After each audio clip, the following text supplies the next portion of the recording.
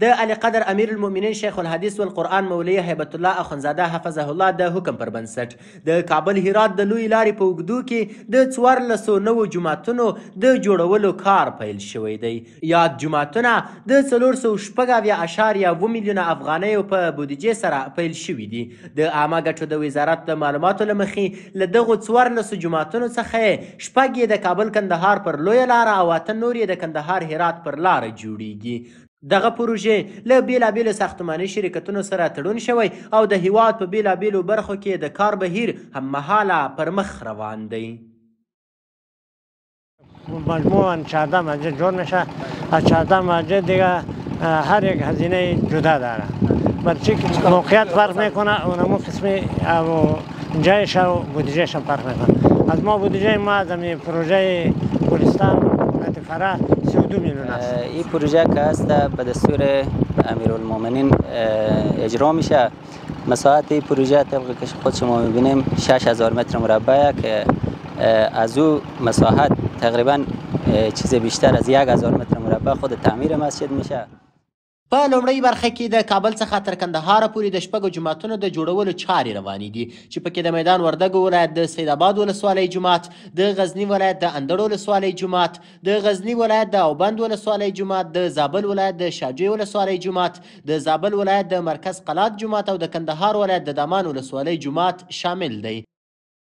په دویمه برخه کې د کندهار څخه تر هرات پورې هم د جوماتونو د جوړولو کار دوام لري چې پکې د کندهار ولایت د میوند ولسوالۍ جومات، د هلمند ولایت د نادعلي ولسوالۍ جومات، د هلمند ولایت د واشیر ولسوالۍ جومات، د فراه ولایت د ګلستان ولسوالۍ جومات، د فراه ولایت د فرارود ولسوالۍ جومات، د نیمروز ولایت د خاشرود ولسوالۍ جومات، د هرات ولایت د شینډن ولسوالۍ جومات او د هرات ولایت د ادرسکن ولسوالۍ جومات شامل دی. د دغه پروژو انجنیران ټینګار کوي چې دغه جوماتونه د مسافرو د لمانځه، اقامې، د خلکو د ستونزو د حل او د دوی د اسانه لاسرسي لپاره د کیفیت او معیارونو مطابق جوړیږي. استانداردهای قابل قبول که به خاطر پروژه مد نظر گرفته شده در حد بین المللی، ما در مورد تمام فعالیت های اماری که داره بر اساس کدهای سیم و ایسیا کد استفاده می‌کنیم که از جمله قوانین بین المللی فوق العاده و تمام فعالیت های اماری ما هم از خریداری مواد لوجستیکی و هم از فعالیت های اماری صاحبی ما تمام تست های قبل از کار و تمام تست های در جریان کار که داره گرفته میشه و بر اساس راپور و یا ریزالت های که از طرف لابراتوار داده میشه در رسه تاییدی و یا رد فعالیت مربوطه به تصمیم گیری نهایی میشه. خود تعمیر مسجد گنجایش 300 نفر نمازگزار همزمان داره که از جمله از او 170 نفر مرد است و 130 نفر دیگه از زن می باشه. د لویو لارو په اوږدو کې د دغه جوماتونو جوړول د خلکو له مثبت هرکلي سره مخ شوي دي. هیوادوال دغه ګام د هیواد په اوږدو لارو کې د مسافرو لپاره یو بنسټیزه اړتیا ګڼي او دا یې د لمونځونو د ادا کولو، د دیني ارزښتونو د ترویج او د مسافرو د هوساینې په برخه کې یو مهم ګام بللی دی. دا جوماتونه د کابل هرات لوی لارې په اوږدو کې چې په هر 80 کیلومتره کې جوړیږي چې هم د مسافرو لپاره سهولت رامنځته کوي او هم د خلکو لپاره د کار زمینه برابروي. دا چې د مسجد جامع دلته جوړیږي، دا سایه چې دا په ولسوالۍ فرارود منطقه پل چرا ده. په دا خاطر دلته موږ کار کوو. باره ډېر خوشحاله یو ځینې د انجینران څخه ساعت مون تیر ده په دې کار باندې. باره په دغه از هر ولایت است اینجا کار میکنه. ترکمن مردم است، پشتون است، کلشان است.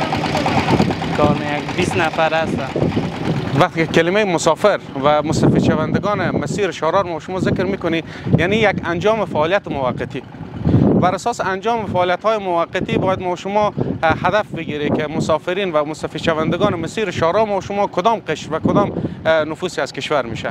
عموما کسایی که مستفید میشه از شارا ما شما کسایی که به صورت موقتی به خاطر خریداری کردن، به خاطر مسئله اولویت از مسئله عبادت و دیگر کارهای ضروری مثل کلینیک یا دیگه چیزا باشه.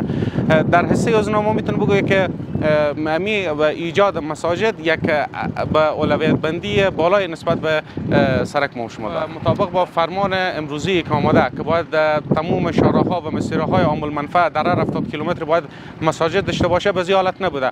اما در حصه وجود مساجد، وجود دیگه چیزا به صورت عرفی و در قریجات بوده که مردم مسافرین از مسیرهایی که استفاده میکردن نزدیک به قریجات و مساجد استاد میکرده و عموما بازار ما شما به عموم مقاصد.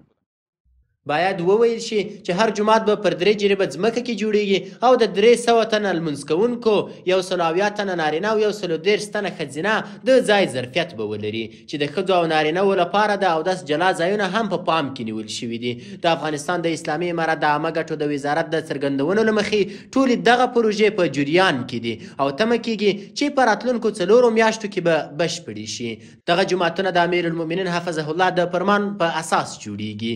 په داسې حال کې چې پخوا مسافرین د لویو لارو پر سر د عبادت د ځایونو د نشتون له کبله له لویو ستونزو سره مخ وو او دا د هیواد په کچه له یوې پیړۍ وروسته یو مهم دیني او اسلامي کار بلل کیږي.